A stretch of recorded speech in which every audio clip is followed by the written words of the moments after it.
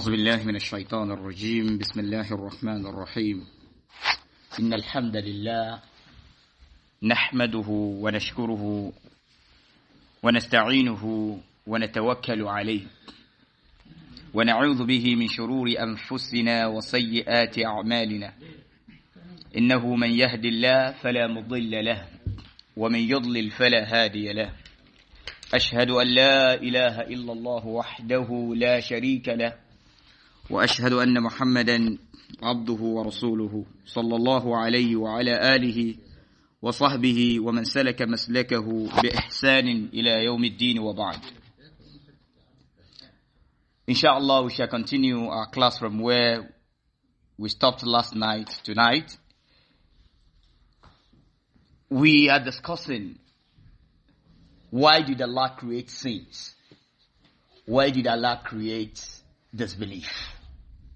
And we asked a question last night that the creation of sins and disbelief, هل هو شر محد أم شر نسبي? Is he a complete evil or a relative evil? So that was the matter that we said we are going to discuss today, inshallah. The response to this, creation of disbelief, creation of any form of sin that we may think of, sharrun nisbi, is a relative evil, not complete and total evil. Bin nisbati ila al-abd is relative to the servant who commits the sin, is relative to the servant who falls into this disbelief. What about the creation of evil, the creation of sins and disbelief, when we associate it to Allah Azza wa Jal? That is in relation to human being. If human being commits a sin, and he does evil, that sin he does, sharrun alayhi, it is evil upon him, because he's the one who does what Allah we are clear with the creation of sins and disbelief that Allah created all of them. Now, if we are asked who created sins, what is our response? Allah. Who created disbelief? Allah. Tayyib. So, if the servant of Allah, servant of Allah is among the creation of Allah. If the servant of Allah commits a sin or falls into disbelief, because he commits the sin by himself, without anyone forcing him to commit the sin, and he knows that that sin is a sin, it's going to be sharrun alayhi.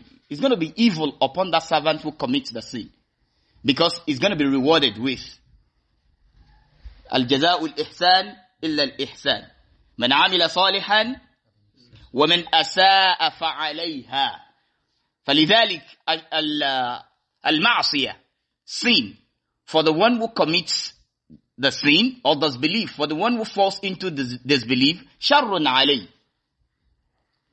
Okay? But in relation to Allah Azza wa Jal, who created the sin, who created the disbelief, is it evil that Allah subhanahu wa ta'ala did for creating sins and disbelief? Of course, no.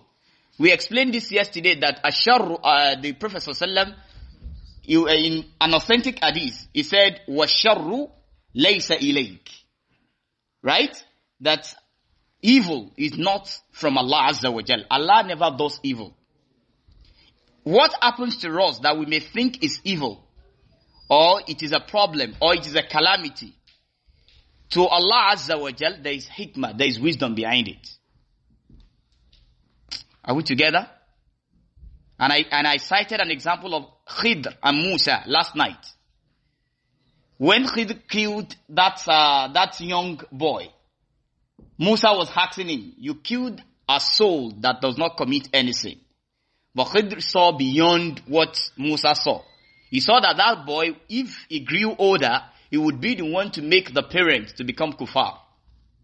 Can you see? Look at the hikmah behind the death of that boy and the lives that has been saved from becoming kuffar. So if anything happens to us that we see as evil or calamity or problem, to Allah Azza wa Jal, it is good. And He does that evil that we see as evil for a purpose, for our wisdom, known and best known to Allah Azza wa Jal. So we don't associate evil to Allah. Like it could happen, we are humans, but it is a form of disrespect to Allah Azza wa Jal. May Allah not make evil thing to befall on us, because we are on the surface of the earth. Nobody knows tomorrow. Nobody knows what's going to happen in the next few minutes. Now, if peradventure something evil happens to us, let's say for instance, we do not pray for that. Maybe someone's wife dies. And maybe a few months later, his son dies. A few months later, within a year, his mother dies. As human, we may want to is it only me, right? Now, is it right for that servant to say, Allah, you are doing... It is a form of disrespect. That which happened, it happened based on the hikmah, the wisdom of Allah Azza wa Jal. Allah never does evil. It is to us that we see it as what? As evil. So this is where we want to emphasize in terms of that. And again, فَإِنَّ وُجُودَ الْكُفْرِ يَتَرَتَّبُ عَلَيْهِ وُجُودُ عُبُودِيَّاتٍ مُتَنَوِّعَةٍ. The presence of disbelief is built upon all forms of worship. Now, imagine there is no disbelief. Imagine there is no sin. Or there is no reward upon the person who commits a sin or who falls into disbelief. Now, the person who is committing a sin is committing the sin. The person who is falling into disbelief is falling into disbelief. And the person who is worshipping Allah is worshipping Allah. And there is no difference between both of them. Now, what will be the reward of those that are obedient to Allah? It's of no use. It means there is a wisdom behind the creation of disbelief and behind the creation of sins. So Allah created those things in order to separate who are those that will be obedient to Him, who are those that will disobey Him.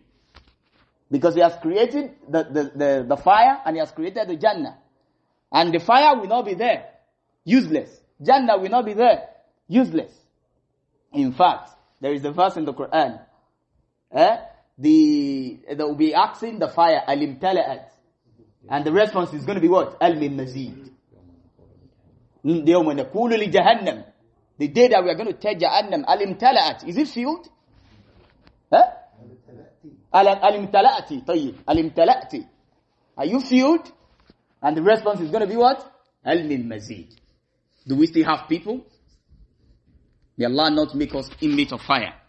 So this is the reason behind the creation of sins and behind the creation of disbelief. وَالْمُشْرِكُونَ, the idol worshippers, يَحْتَجُونَ بِالْقَدَرِ, they usually make some evidences that are not even evidence. Do you know what they say?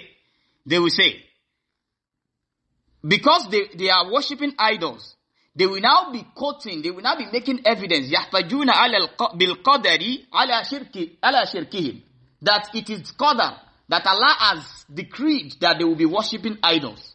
And that is why they are worshipping idols. If one may think of it, like, it's making a sense. If Allah did not decree it, it's not making any sense. And it is not an evidence to them. Because Allah subhanahu wa ta'ala explains this clearly in the Quran. If we take a look at Surah Al-An'am, verse 148, Allah says, سَيَقُولُ الَّذِينَ أَشْرَكُوا لَوْ شَاءَ اللَّهُ مَا أَشْرَكْنَا وَلَا آبَاؤُنَا وَلَا حَرَّمْنَا مِنْ شَيْءٍ. Allah subhanahu wa ta'ala says, those that are worshipping idols, they will be saying, لَوْ شَاءَ اللَّهُ مَا أَشْرَكْنَا. If Allah willed, we wouldn't have been worshipping idols. مَا أَشْرَكْنَا, we wouldn't have been worshipping idols. وَلَا آبَاؤُنَا, our fathers, that began the worship of idols, if Allah willed, they wouldn't have been worshipping it as well.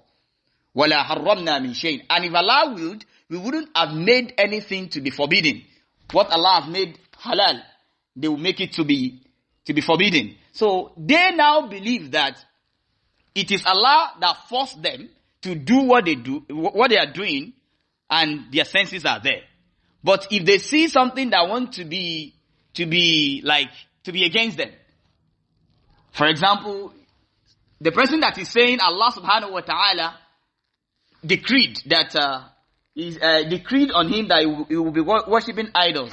If he wants to cross the road and vehicle is coming, okay, he's going to watch and he's going to wait till the vehicle goes and before he passes. Why didn't he say it is Allah that decreed, the vehicle should kill me? Of course, we have the senses. We know the right from the bad, the good from the bad. And this is what Al-Qadariyya يسمون مجوس هذه الأمة القدرية. They are called مجوس هذه الأمة. وسموا بذلك. Why did they call them the Majus of this ummah? لأنهم شاركوا المجوس في القول بتعدد الخالق. They are the same. They partake in saying that the creators are many. How many creators do we have, if I may ask? One, right? The Qadariyya. They are called Majusu Hadi al-Ummah because they are saying what the Majus are saying, that creator is more than one. وذلك أن المجوس, because the Majus يقولون بوجود إلهين. Majus believe that there are two lords, or there are two creators. إله الشر وإله الخير. The God that creates evil and the God that creates goodness. So, Al-Qadariyya too, with this notion, they are like the Majus. فَقَالُوا بِتَعَدُّدِ الْخَالِقِ. They are now saying the creator is more than one. And the Qadariyya, they are saying this because their opinion is كُلُّ شَخْصٍ يَخْلُقُ أَفْعَالَهُ. Because their opinion is that every person is creating his deed, his action. Every person is creating his action. And if you create your action, if you commit a sin, you have created your action.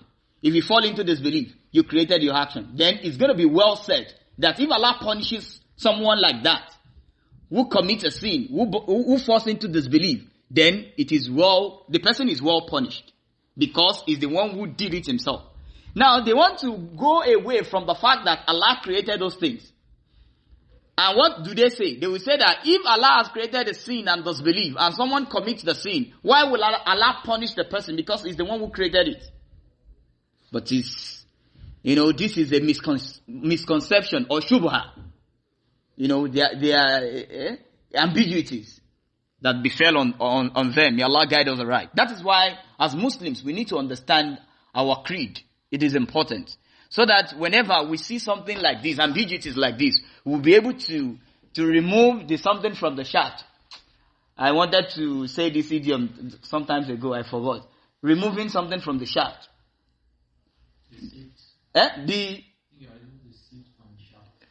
So, but what I mean is to know the difference between the good and the bad.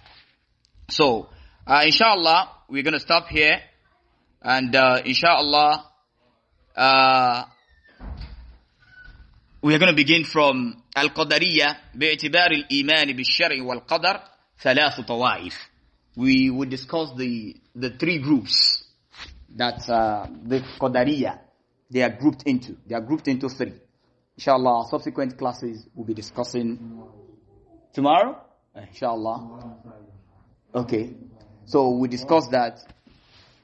Inshallah. So do we have anybody who has a question regarding what we've been discussing so far? Not necessarily on Qadar? Okay, now alaikum assalam. So in Hadith al-Khalq, now. One Samir طيب. teaching class on the stages of creation. طيب.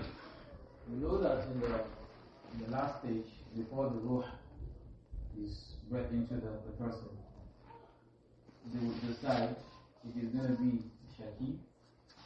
Or Sa'id. So now, in that situation, it has been decided since the baby even chooses what he wants to do in the dunya. No. Now, if that has been decided, and someone is now in this dunya grown up and doing something other than what Allah has asked him to do, is it not logical, the way they will say, to say the person has no will because it has already been decided for him in the womb what is going to become? Do you understand the question? I understand. Wallahu alam.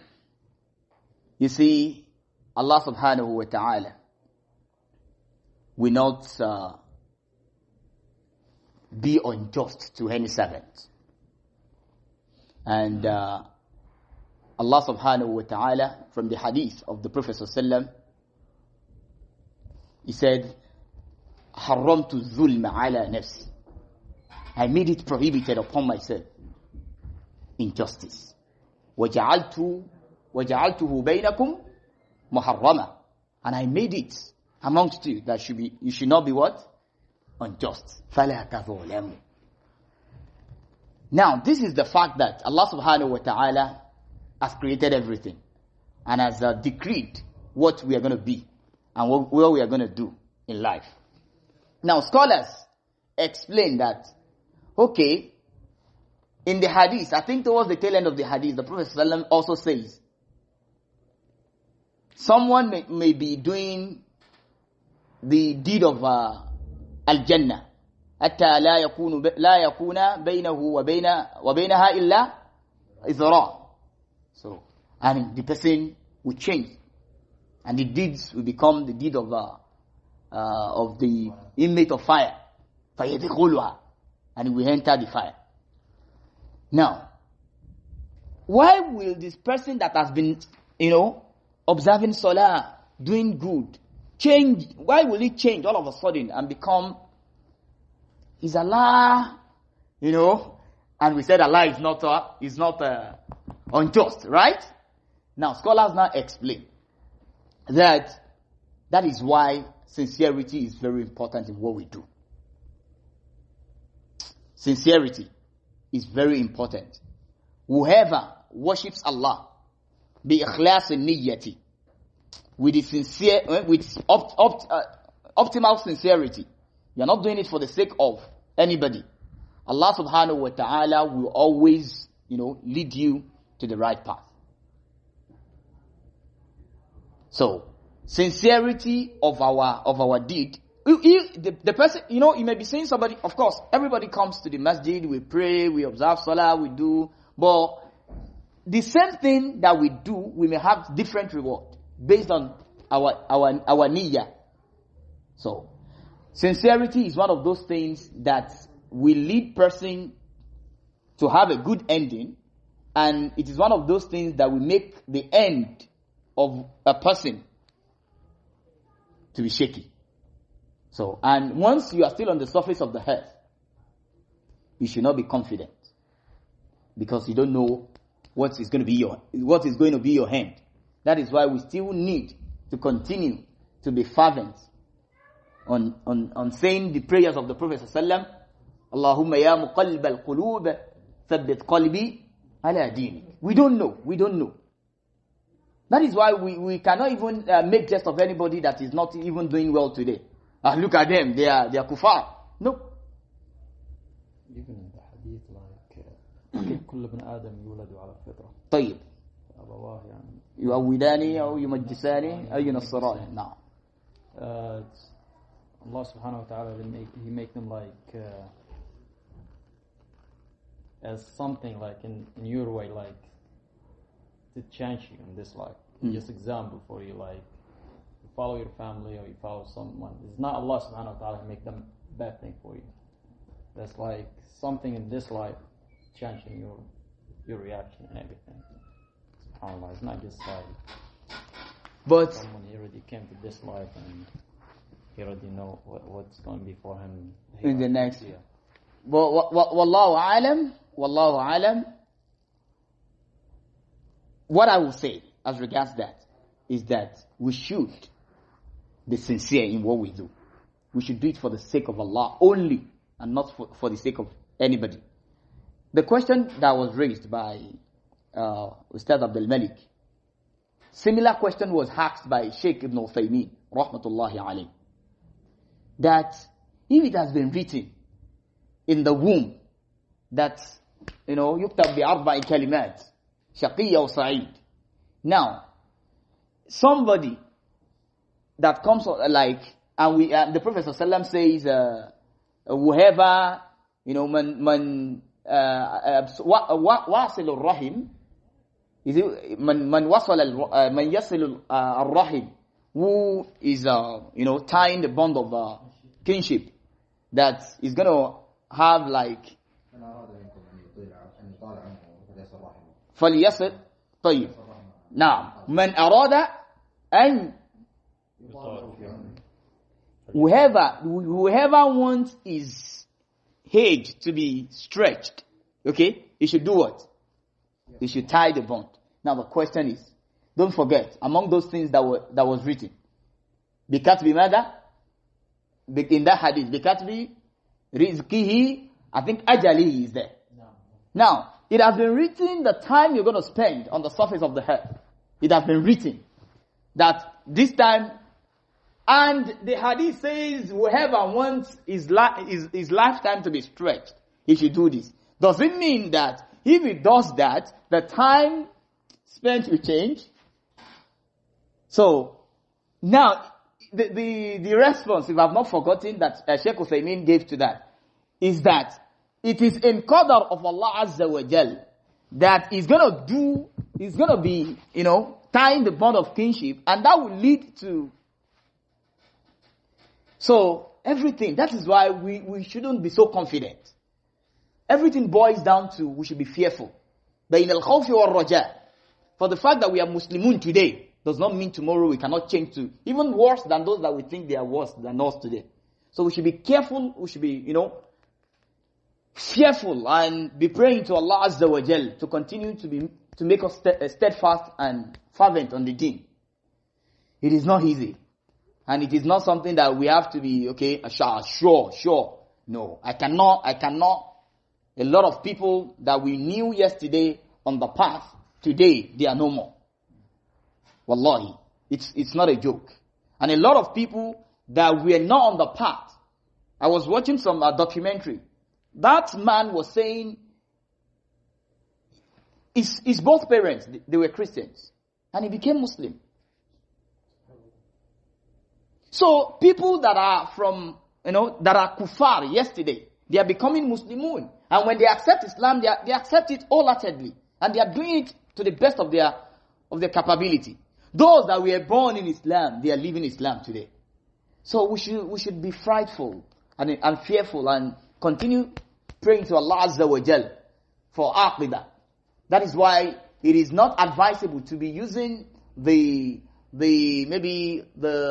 bounties of Allah on a person, that Allah give me what you have given this person, because you don't know if you are asking the same thing that Allah gave that person. You don't know where the person is going to end his life.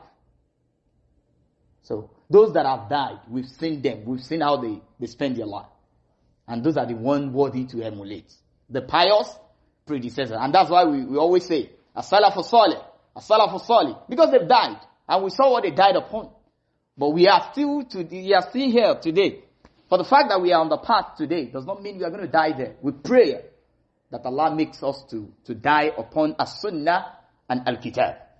We pray Allah subhanahu wa ta'ala makes us to die on al-iman. So maybe you have a better response to that question. The reason why I asked that okay. Is I think in Qadar, okay, in the class of Qadar, a lot of, and may Allah reward you abundantly. This is one of the topics that people try to stay away from. They don't want to explain it because it's when people start asking questions, and that's why I don't want to ask questions on it ever since. But the reason why I asked that was the same way the companions asked Muhammad when he told them about that hadith that he quoted as well. No. And the companions were like, if it has been written, then we don't need to do any worship again. Let's just live our life And when what Allah's destined or decreed upon us comes, then that takes over. And Rasulullah read the verse of the Quran, the common verse of Surah Al-Layl, right? No. I think from فَأَمَّا مَنْ أَعْطَى وَاتَّقَى وَصَدَّقَ بِالْحُسْنَى till the other part to وَأَمَّا بَخِلَ وَاسْتَغْنَى No. to the end of the verse, that we should, if I can interpret that, then فَأَمَّا مَنْ أَعْطَى وَاتَّقَى, as for him who gives charity and keeps his duty and fears to Allah. And that's where we're talking about the sincerity of worship.